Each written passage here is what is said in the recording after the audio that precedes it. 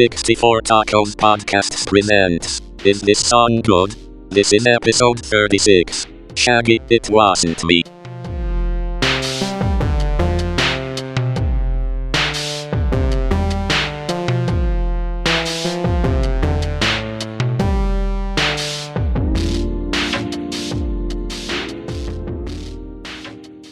Okay, we're back with another edition of Is This Song Good? We are currently in the really popular songs that we are trying to put a finger on why they're popular season. So this week we are talking about the Shaggy song, Shaggy featuring Rik Rok, It Wasn't Me. I remember this song being played a lot on the radio.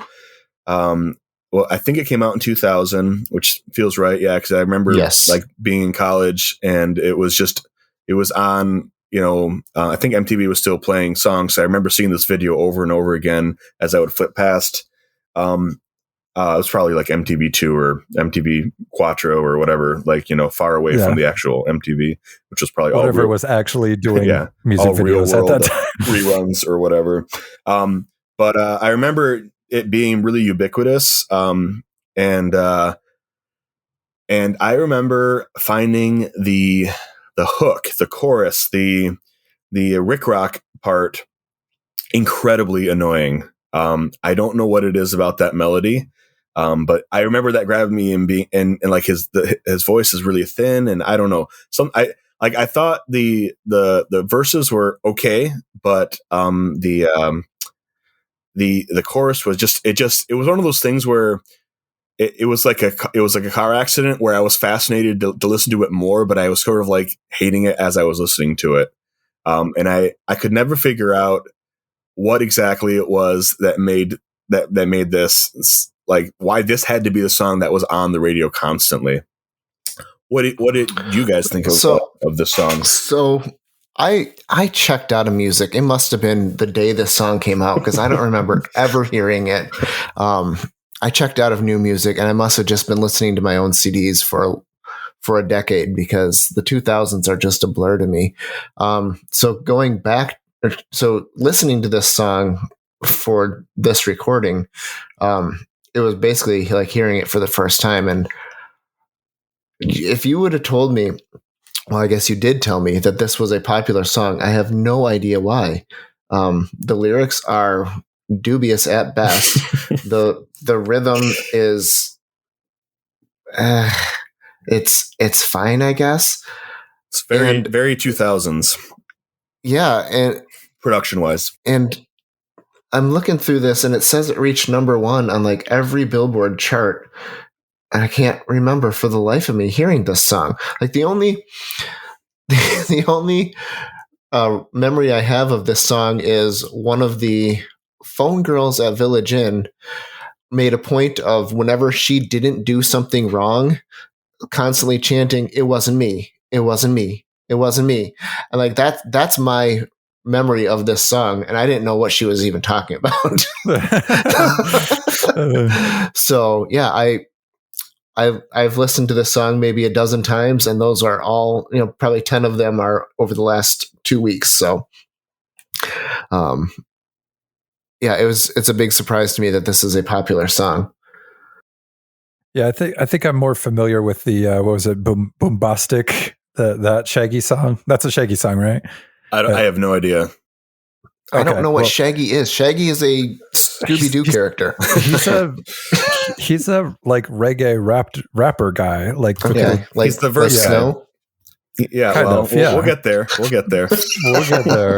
I'll say this: Shaggy was actually born in Jamaica, although his speaking voice, he doesn't have a Jamaican accent. I looked into this. I was curious, but he did grow up in Jamaica, and I think he lives there part of the time now. So I'm sure it's from his relatives and stuff that he has his accent.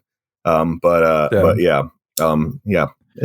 a thing. So I don't really remember. I feel like I should have been exposed to this song either through working at Target or something like that. But I don't really have very many memories of it. So yeah, I'm kind of in the same boat. It was pretty fresh, and also why is it popular? Yeah. because I like there's nothing particularly catchy about it to me anyways. I that it wasn't me stuff didn't really stick in my brain, thankfully. And yeah, like it's very, very formulaic and simplistic for just, the verse and the chorus. And I don't think the music actually changes much outside of those two. There might be like a breakdown later on, but it's not, it's not very varied. And yeah, the chorus is like when he says, "Picture this: we were both butt naked, banging on the bathroom floor." I'm like, I don't want to picture that. I don't want to do that. Stop trying to make me picture that. And why are you doing that? That sounds terrible. Yeah, get off the damn bathroom floor. It's hard and cold and dirty. Yeah. The only time you should bedroom's just a room away. There is only one time it's appropriate to be on the bathroom floor, and that's when you wake up after being drunk, hugging a toilet, and you're like, "This was disgusting. Why am I here?" Yeah. Oh yeah, that's right. I made a mistake yesterday. I certainly don't want to picture that. No. I mean, like the whole premise of the song is his girlfriend caught him cheating on him with the girl next door, right? And then he's calling his friend for advice, and the friend says, "Just tell her it wasn't you." And so, right? I mean, that's it. Well, and she saw you with her own eyes. Well, you're going to tell her that it wasn't. So she's got video. It's interesting because like the fact that it's tongue in cheek or silly is the only thing that I think is redeeming about it. Because if you look through the lyrics, it's on the bathroom floor, on the sofa, in the shower, on camera. He says she stayed until it was over. So basically she walks in and watches him and the girl next door have sex like 7 different places and just like watches the whole thing. So like all of them around the house. Yeah. All around the house. Like she doesn't say anything. I guess maybe they were just really unaware. A little bit more proof. Yeah, just a little bit more. I'm not yet convinced. Just a smidge more proof. So it's idiotic, but it's idiotic almost back around to like they're joking and it's tongue in cheek, so it's maybe a little funny. Because the whole "it wasn't me" thing. I mean, if you take it completely at face value, you're like, these are garbage people doing garbage things. Why am I listening to this? But yeah, maybe they were.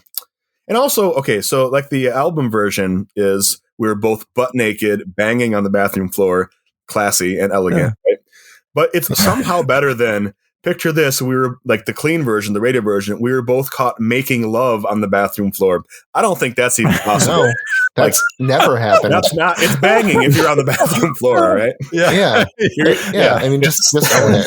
That's somehow it's worse to call it making love on the bathroom floor. The clean version is like sensual. It's creepier. Candles. No, thank you. Some candles are.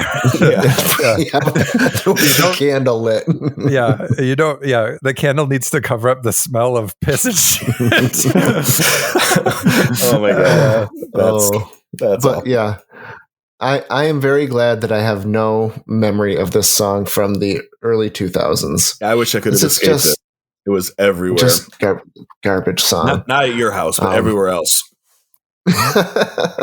So what do you think really attracted people to it? If it's not that catchy, is it sort of, I mean, I know in that time period, there were a lot of the sort of like sexy R&B songs or tongue-in-cheek fun songs.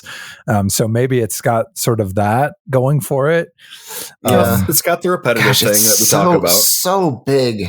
Yeah. But the repetitive thing is the thing that drives me crazy about it. It's every time he starts singing, the chorus, like the featured singer. I'm just like, oh God, not again. Like it's repetitive to me in a much worse way than say "Achy Breaky Heart," which yes is repetitive and silly, but I find that far less grating than this song.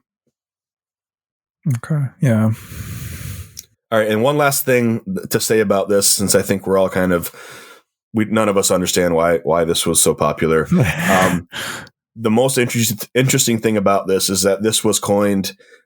This was brought up again when R. Kelly was on trial when there was video of him with the underage girl, and it was termed by a journalist the Shaggy defense.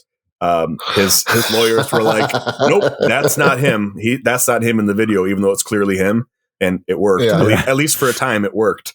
And then that got used again. I think Trevor Noah from the Daily Show called what Mike Pence did during the debates, basically saying that everything that was brought up about Trump that Trump was saying and doing, he was like, no, he never said that. It's the Shaggy defense. You just sort of oh yeah, Trump loves the Shaggy defense. Yeah. Oh yeah. Nah, not me. So I didn't do it. No, I didn't say that. Like that's basically what the song is. He's just like, oh, she knows I did. He's like, just say you didn't.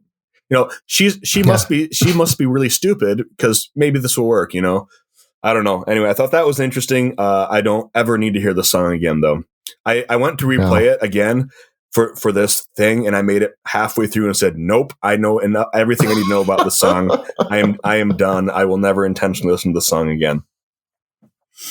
Oh yeah, that's definitely how I felt as well. Yeah, I loved it. It was great. That's it was awesome.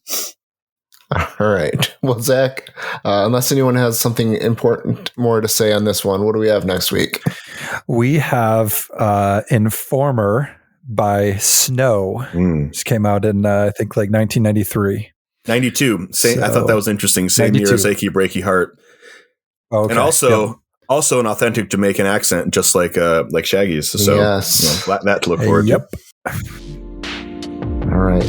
We'll see you then. All right.